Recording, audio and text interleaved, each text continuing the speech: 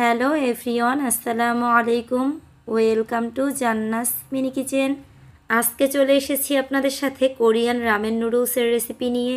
অনেকেই আছেন যারা কিনা ঝাল খেতে অনেক বেশি পছন্দ করেন, তাদের জন্য আজকে এই রেসিপিটা শেয়ার করছি।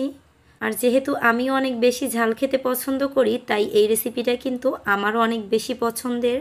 চলুন তাহলে রেসিপিটা আপনাদের সাথে শেয়ার করা যাক।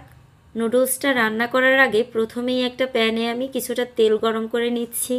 এবার এই তেলের মধ্যে একটা ডিম পোস্ট করে নিব। আর প্রায়শই কিন্তু আমরা দেখতে পাই যে কোরিয়ানরাও কিন্তু রামেন নুডলসের সাথে ডিম পোস্ট খেয়ে থাকে। যাই হোক, ডিমটা পোস্ট করা হয়ে গেছে, এবার এটাকে তুলে একটা সাইডে রেখে দিচ্ছি। এখন এই সেম তেলের মধ্যে আমি পরিমাণ মতো পানি দিয়ে দিচ্ছি, আর সাথে দিয়ে দিচ্ছি 2 প্যাকেট কোরিয়ান রামেন নুডলস।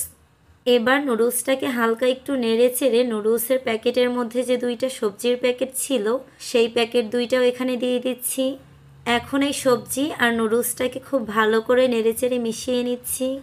এবার এখানে দিয়ে দিচ্ছি নুডলসের মধ্যে যে মশলা 2টা থাকে, সেই 2টা। এবার সব কিছুকে খুব ভালো করে নেড়ে চেড়ে 1 মিনিটের মতো একটু জাল করে চুলা থেকে নামিয়ে নিচ্ছি। এই তো তৈরি হয়ে গেল আমার কোরিয়ান রামেন নুডলস। আপনাদের যাদের হঠাৎ করেই রাতে ঝাল খাওয়ার ক্রেভিং ওঠে, তারা কিন্তু চাইলে এরকম ইনস্ট্যান্ট ঝাল নুডলস তৈরি করে খেতে পারেন। আর এই নুডলসটার টেস্টটা কিন্তু অনেক বেশি মজার ছিল।